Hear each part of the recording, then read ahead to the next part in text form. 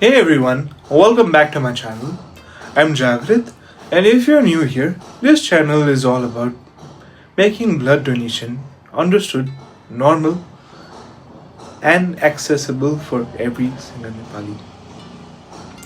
In the last video, we covered what blood donation is and why Nepal urgently needs more donors. If you haven't watched that video yet, go check it out after this. The link is in the description. Today, we are tackling one of the most common questions I get. Can I donate blood? A lot of people genuinely want to donate blood but hold themselves back because they are unsure whether they qualify or not. Maybe they have a condition. Maybe they are on medication. Maybe they're just not sure about their age or weight. But by the end of this video, you will know exactly whether you can donate blood today. Let's get into it.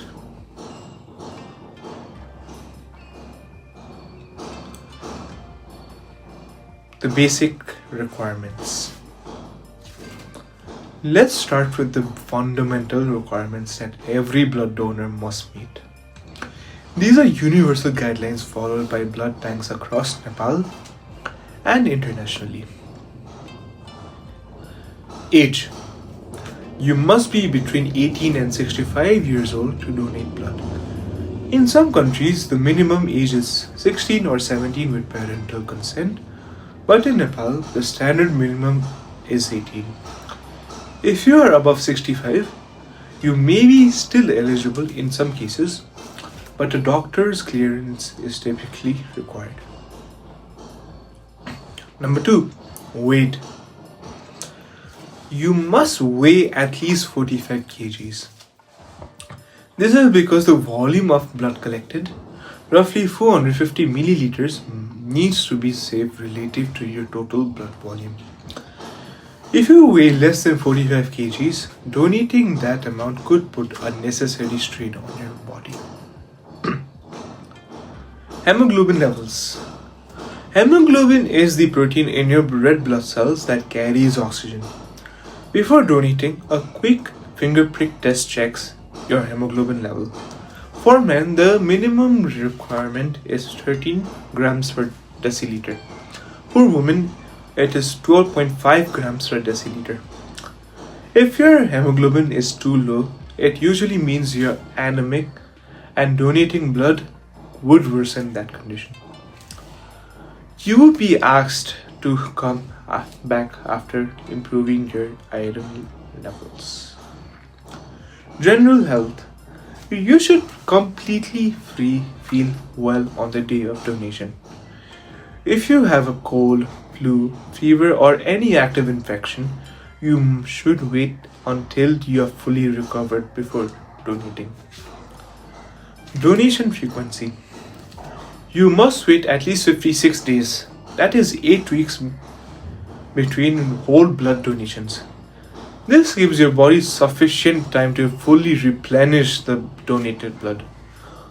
Platelets can be donated more frequently, roughly every 2 weeks.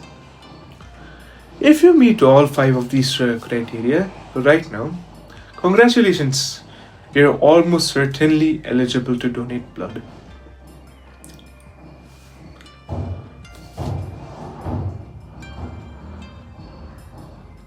Temporary reasons you cannot donate. Now let's talk about temporary deferrals. Permanent situations where you cannot donate right now, but you will be able to donate once the condition resolves or enough time has passed. Recent illness. If you have a cold, flu, sore throat, or viral bacterial infection, wait at least 17 to 14 days after you are fully recovered before donating. Your immune system needs to be back at full strength. Fever. If you currently have a fever above 37.5 degrees Celsius, do not donate. Wait until your temperature has been normal for at least 48 hours. Recent surgery. If you have a minor surgery, wait at least 6 months.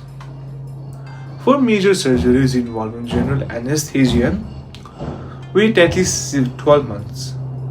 Your body needs time to fully recover and restore its blood volume. Tattoos and piercings. This is a big one because many young people do not know about this. If you have gotten a tattoo or body piercing in the last 6 months, you cannot donate blood during that window.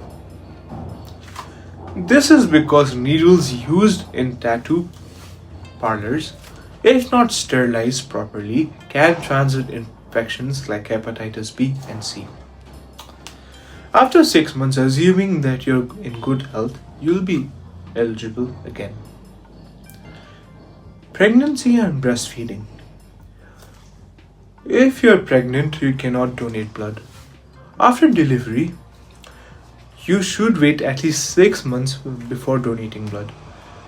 If you are breastfeeding, it is generally advised to wait until you have stopped breastfeeding entirely. Recent vaccination. If you have received a live vaccine, such as MMR vaccine for measles, mumps, and rubella, or the oral polio vaccine, wait at least 4 weeks before donating.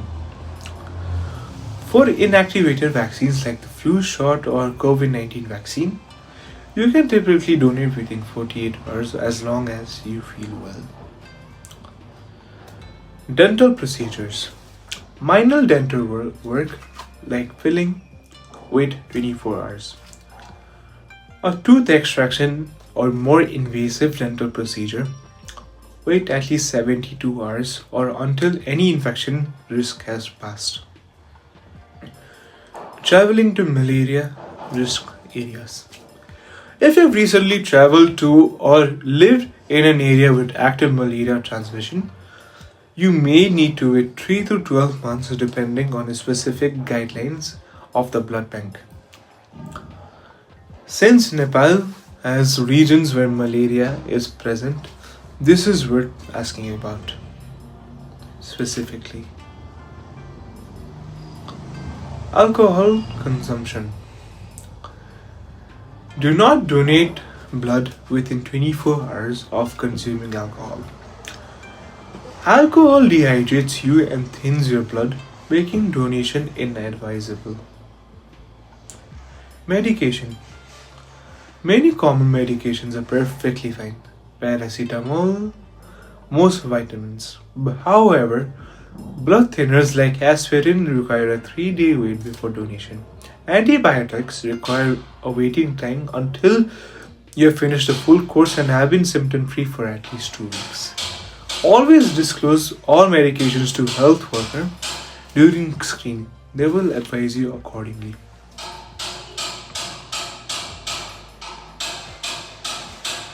Permanent reasons you cannot donate. Now let's talk about permanent deferrals, conditions that unfortunately mean a person cannot donate blood at any point in their life. They exist purely to protect both the donor and the recipient. HIV and AIDS. If you have tested positively for HIV, you cannot donate blood. HIV can be transmitted through blood transfusion and would put the recipient at serious risk. Hepatitis B and hepatitis C.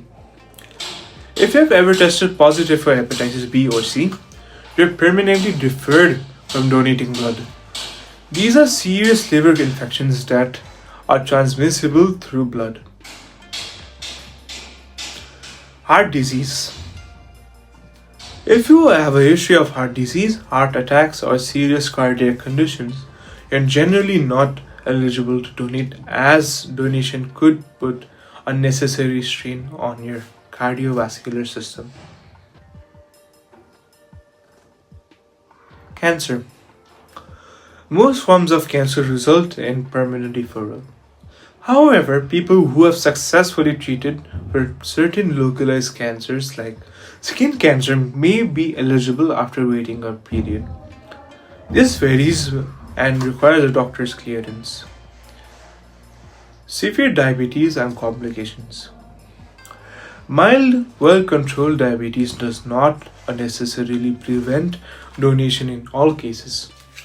But severe diabetes with organ complications is typically a permanent deferral. Intravenous drug use. If you have ever injected non-prescription drugs or shed or unsterilized needles, you are permanently deferred due to the risk of blood-borne infection. Common misconceptions about eligibility. Let me quickly address a few misconceptions I've heard all the time. I wear glasses so I cannot donate. Completely false. Vision problems have absolutely no bearing on blood donation eligibility. I'm vegetarian so my blood is weak. Also false. A healthy vegetarian diet provides all the iron and nutrients needed for blood donation. In fact, lentils, spinach, and beans, staples of many Nepali diets, are excellent sources of iron. I donated recently, so I could never donate again. Not true at all. You simply need to wait 56 days between donations, and after that, you can donate again and throughout your life. My blood type is common, so it's not needed. Every blood type is needed. Hospitals require all blood types consistently, and having an abundant supply of even the most common blood types is critical.